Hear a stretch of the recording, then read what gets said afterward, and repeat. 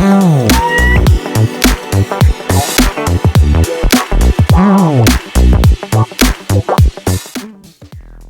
am a ray of hope for the citizens of our country. The hope that they will always be treated with equality and will always get equal opportunities. Yes, I am the preamble of the Indian Constitution. I am a part of the Indian Constitution, and as you can see, states how important I am to successfully create India as a democratic nation.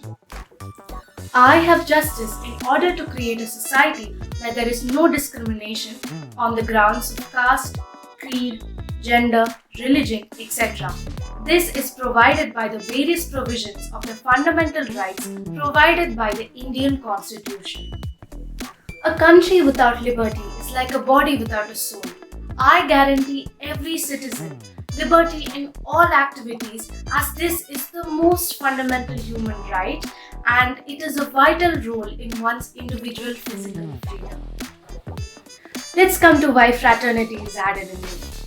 India is a nation with diverse communities and thus brotherhood is an important factor to lead us towards development. We can very well imagine a country's fate where unity doesn't exist. With these terms, I explain the principles of the Constitution and the objectives of it. I present the intention of its framers and the core values and principles of this nation. I am the introduction of the living document of our nation. If there is no equality in a country, then crime breeds there. To give all people a stand for equality and a chance for a better life, the term equality is boldly written in me. When there is equality in every corner of the country, a harmonious life awaits us all. As written by Bipin Chandra in the struggles for India's independence, the Karachi Resolution of 1931 was to remain in the essence for the basic political and economic programs of the nation. The Karachi Resolution can completely be related with the preamble of the Indian Constitution, the call for equality irrespective of sex, language, caste and creed, universal suffrage, secularism, freedom to speech and expression, introduction to land reform, free primary education, and protection of language and culture are so uniquely in sync with the core values of equality, liberty, justice, and fraternity mentioned in the preamble of the Indian Constitution.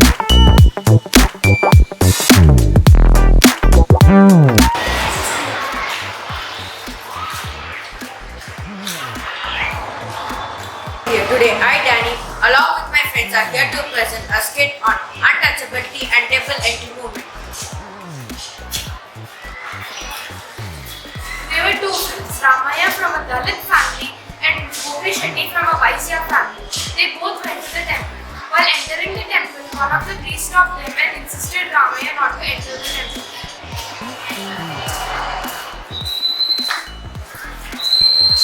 Wait, you can't enter the temple? But why can't I enter the temple? Because you are from a Shudra family, and if you enter the temple, you have to clean the whole temple once again. But this isn't fair. If Ramaya does not enter the temple, neither will I. God is one and equal to everyone. Mind your words, you cannot compare a person from a Shudra family to the God. Let's go, Ramaya. These people will never realize their mistakes. By God,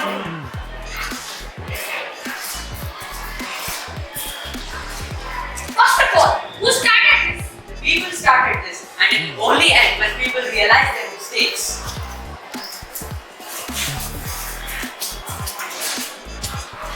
Untouchables are people belonging from the lowest caste from India, also known as Dalits. They were excluded from the fourth Varna system of Hinduism and were treated as the fifth one. They had many restrictions. They were not allowed to enter the temples, nor were they allowed to be where the upper caste people were. They were treated very badly, and which made them feel that they were not a part of society. Meanwhile, Ramaya's son, Sham, comes home from school crying.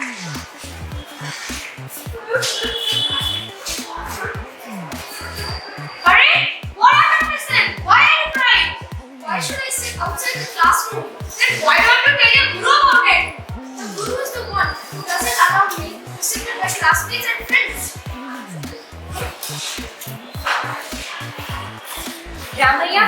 sorry about his son and goes to Gopi's house to talk about this. He tells whatever happened to his son.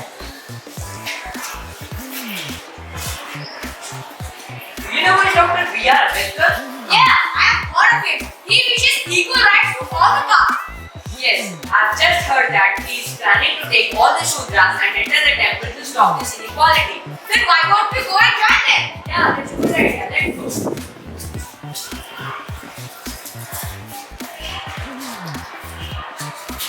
Ramaya, Sham and Gopi join the temple at the moment. We want justice! We want justice. We want equality! We want equality. We are not untouchables! We are not untouchables. We are humans! We are humans. We deserve better! We deserve better. No justice, no peace! No justice, no peace.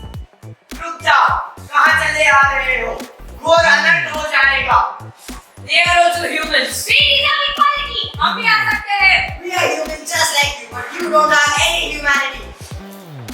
Ramaya, Shyam and Gopi also joined the other temple tension movement led by Dr. B.R. Ambedkar between 1927 and 1935. This is what happened to the lower caste people when they tried to enter the temple.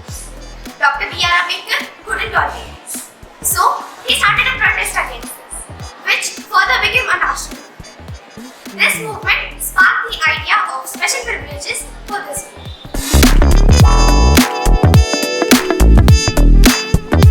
Namaste. I am Bal Gangadhar Tilak. Your command is Bal Gangadhar Tilak. Swaraj is my birthright and I shall have it. मैं हूँ आजाद चंद्रशेखर आजाद। दुश्मन की गोलियों का हम सामना करेंगे। आजाद ही रहे हैं, आजाद ही रहेंगे। यदि कोई युवा मातृभूमि की सेवा नहीं करता तो उसका जीवन व्यर्थ है। नमस्ते, मैं मंगल पांडे हूँ। ये आजादी की लड़ाई है। गुजरे हुए कल से आजादी आने वाले कल के लिए। We want equal consistency of voices, free in speech, and honestness in action. Telugu వీరలేవరా దీక్ష భూరి సాగరా దేశమాత స్వేచ్ఛ కోరి తిరుగుబాటు చేయరా. Go back, Simon! Go back, Simon! Go back, Simon!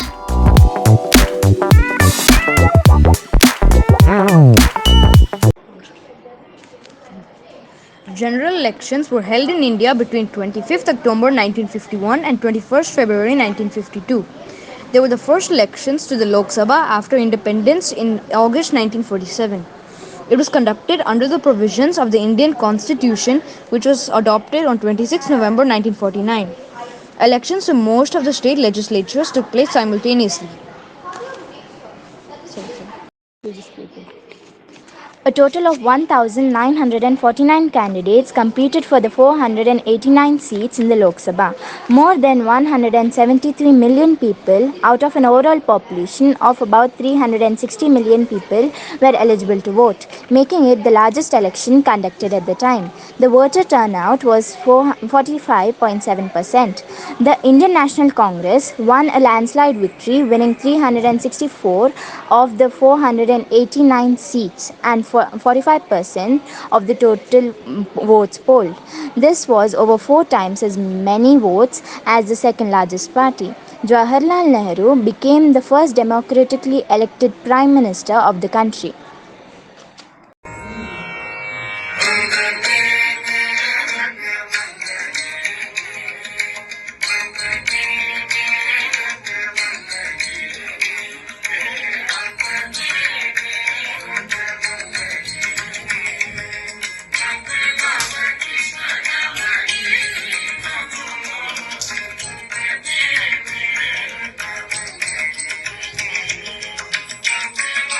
Krishna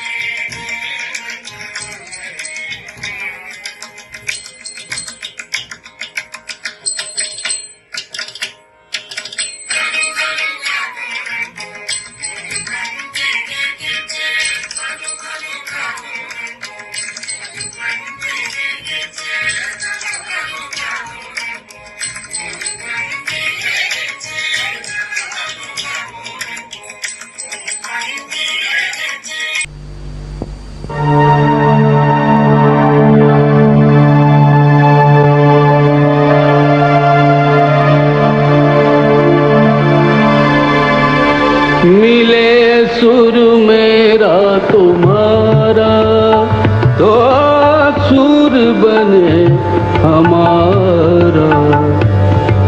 सुर की नदियाँ हर दिशा से बह के सागर में मिले, बादलों का रूप लेकर बरसे हल्के हल्के, मिले सुर मेरा तुम्हारा तो सुर बने हमारा।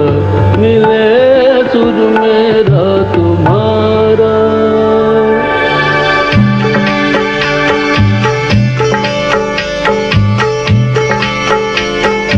सान तरज थई म्यान तरज इकवट बनिए सान तरज। तेरा सुर मिले मेरे सुर दे नाल, मिलके बने एक नवा सुर ताल।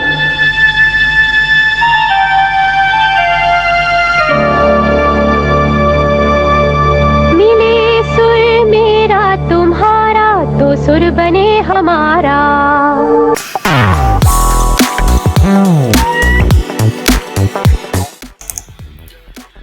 Roles: Dalit, Suryasvi, Prosecutor, Sonakshi, Sarpanch, Laksh, Judge, Ishika, Defense Lawyer, Rishika. Case number 201. Dalits versus the village. Begin with the proceedings.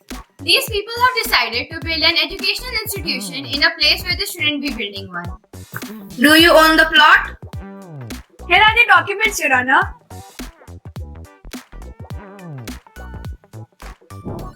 What is the problem in building an educational institution if the plot is owned by her? Dalits. They are Dalits, Your Honor, and no rule changes the mindset and beliefs of these people. According to Articles 29 and 30, every citizen of India has a right to cultural and educational rights, which states that all minority communities, whether religious or linguistics, have the right to start and run educational institutions of their choice. Please maintain the dignity of the court. Don't speak out of your turn. My apologies, Your Honor. I would like to ask a few questions to Mr. Laksh. Go ahead. Can you please tell us why you don't want the Dalits to build the educational institutions in the area even after owning the plot? Your Honor, there's a custom prevailing in this village that if the Dalits mingle with us, this entire village will have to face negativity, and this is why we are objecting them. This is not a proper reason to forbid them from building the educational institutions. That's all, Your Honor. I rest my case. Defense lawyer, please proceed. I would like to question Ms. Suryasvi. Go ahead. Ms. Suryasvi, why do you want to build this educational institution? From childhood, I had this dream to start an educational institution. So we decided to study hard for this, even though we did face a lot of discrimination.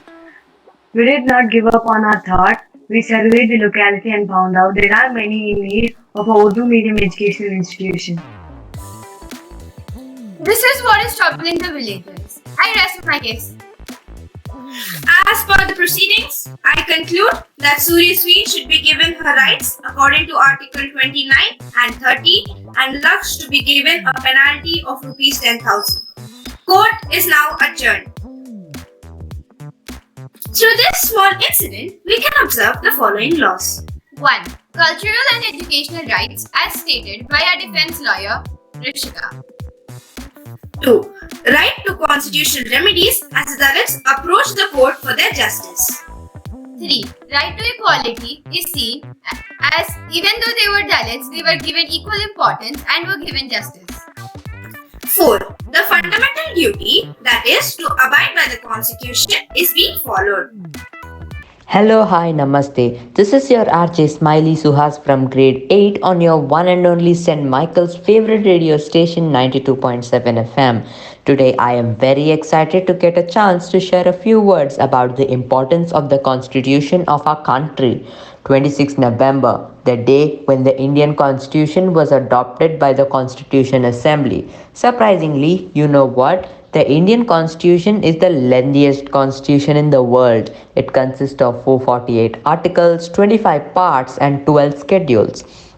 Now, all of you must be wondering how much time did they take to complete the constitution? It's 2 years, 11 months, and 17 days. Pretty lengthy, right? The Constitution of India has borrowed some of its features from 10 other countries, including Britain, Ireland, Japan, the USA, South Africa, Germany, Australia, and Canada. And friends, when we talk about the Indian Constitution, there are two very important dates to be remembered. One is 26 November 1949 because this is the day when our constitution was adopted by the Constitution Assembly. But do you think the people started following the constitution? No, they started enacting the constitution on 26 January 1950. Many people like me do not remember this date, so we celebrate 26 January as our Republic Day. And can you guess that in which language was the Indian constitution written? Because we have so many languages in India. Yes, the constitution was originally written in Hindi and English. The English version has 1,17,369 words in it. And by the way, it was handwritten, not typed.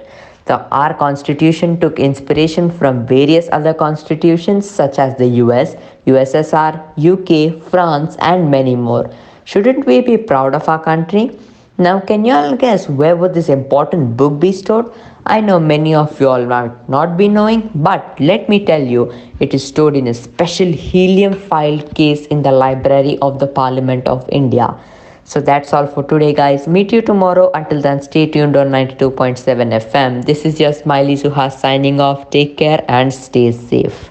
Our constitution provides the basis for governance in our country, which is essential to make sure that everyone's interests and needs are addressed. It determines how laws are made and details the process by which the government rules.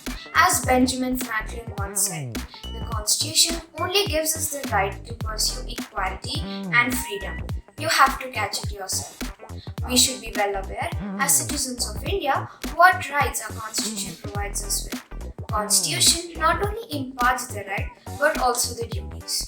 People should be well aware of their duties along with the rights for the integrity and the progress of the nation.